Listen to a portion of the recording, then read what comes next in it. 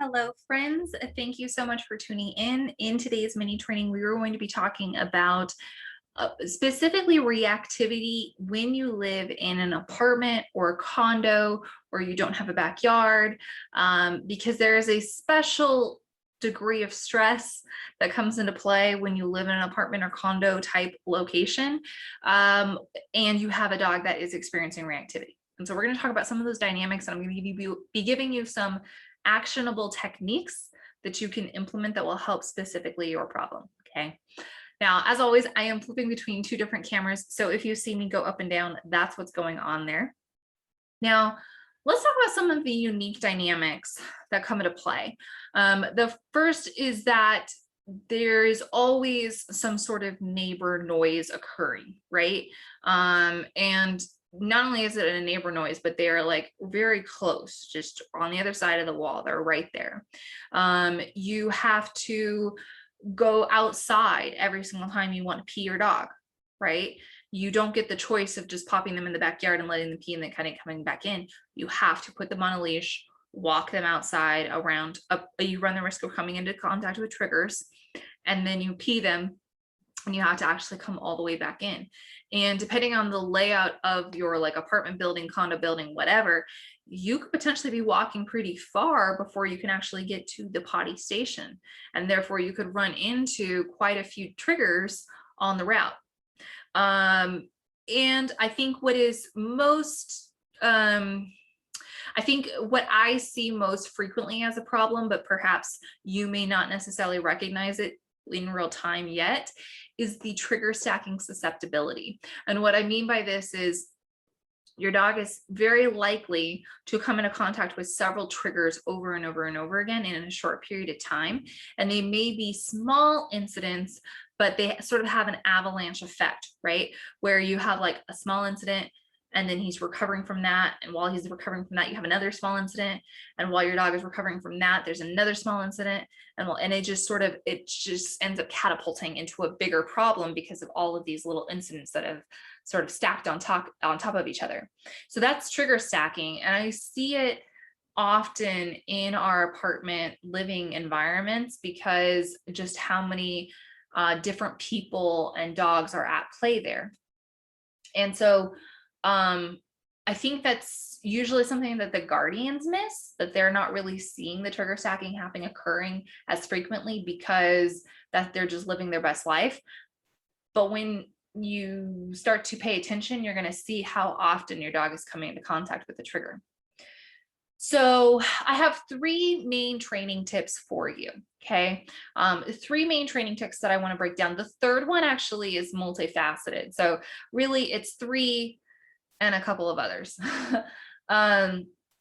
The first is that if you are living in a apartment condo situation, especially if you live in a very city area like in New York City, these clients, I'm actually quicker to suggest they have a conversation with their vet about anxiety meds to see if their dog is a candidate for anxiety meds.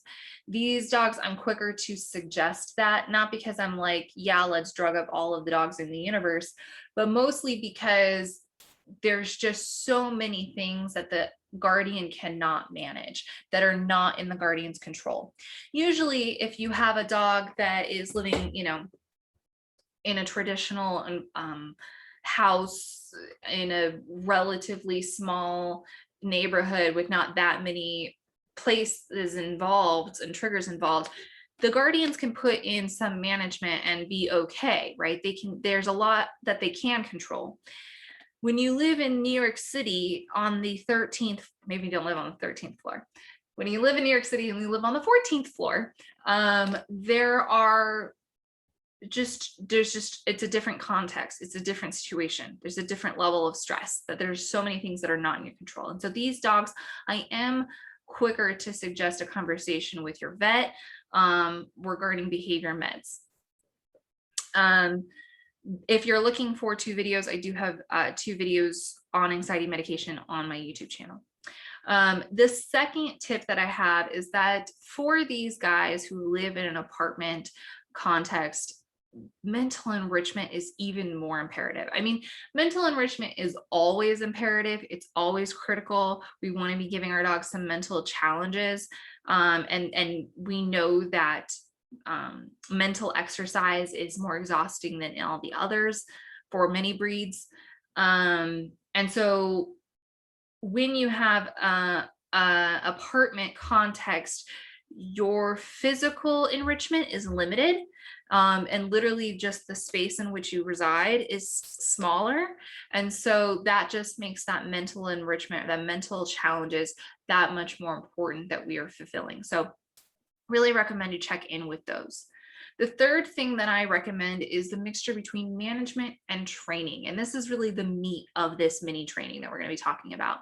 So let me break down this third component into multiple different facets. Okay. Management is crucial. And what I mean by management is that we are things like closing the blinds, playing music when we know that there's going to be ruckus outside, making sure that you are selecting, you're intelligent about when you're actually walking your dog to go pee. You're not taking him out at 5 p.m. every day when there are 50 billion people, but you're actually peeing at, say, like 3 o'clock and 8 o'clock, right? And you're being smart about when you actually go out. So management is important, but one of the things that I see is that management is so important for these kids that the guardians get stuck in that phase. The guardians don't know how to get rid of the management. Like, they understand the training principles and they understand the management, but they don't know how to get rid of the management so that they can do the training principles because the management is so important to keep their dog of avoiding triggers. So here's what I recommend. The first thing is that you need to know your goals by necessity.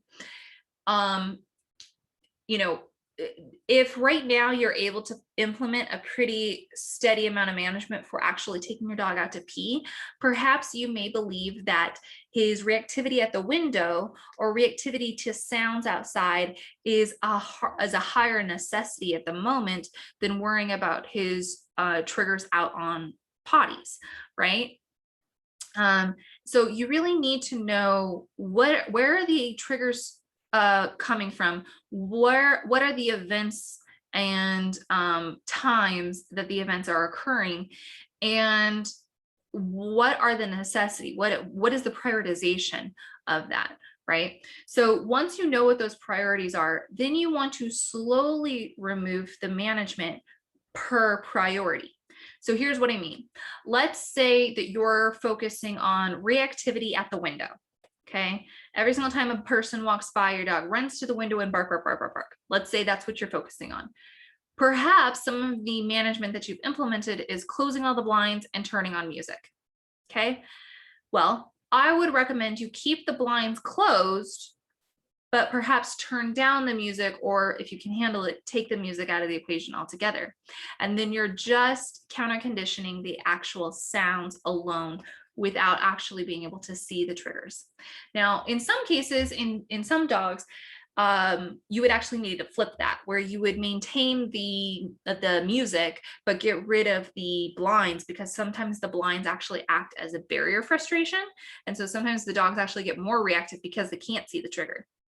I don't know, but that could possibly, when you're watching this, that might be something that's going through your head, in which case you would flip that. You would keep the music on, but you would start to remove some of the blinds.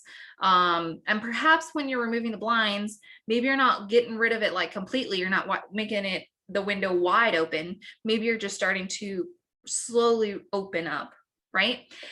And so what you're doing in these moments from a training perspective is that every single time a trigger occurs, you're going to immediately mark, say yes, or click, whatever, and feed your dog.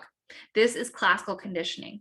Now, on my YouTube channel, I have talked a lot about counter conditioning, and I have many videos on it. So if you're watching this on Instagram and you're like, what is this big fancy word that she's talking about, counter conditioning? My friends, go to my YouTube channel because there are a lot of tutorials that are going to talk about this. But effectively, what you're doing is you're starting off with classical conditioning, where you're going to pair an event, say people walking by, with something that the dog really, really likes, so that the dog expects every single time this stimulus walks into the space, I'm going to get that thing that I really like. And it sort of becomes this habit, right? Then once you have that habit, then you can worry about what behavior you want your dog to do every single time he sees that trigger. So you can start to teach your dog that every single time a person walks by, I want you to run to me and offer a sit. Or maybe you don't want that. Maybe you want him to go to his bed and lay calmly. Maybe you want him to go to a toy and start shaking the toy.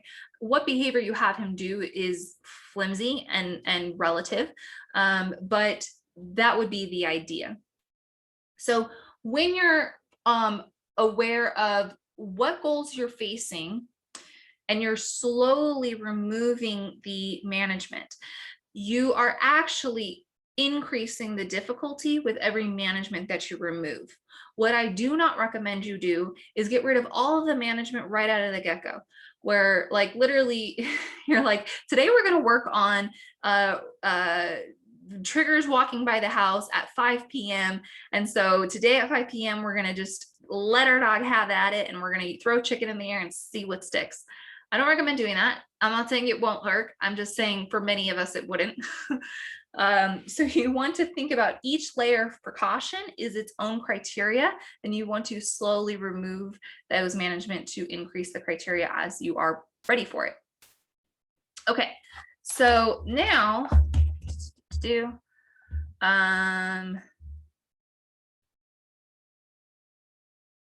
okay.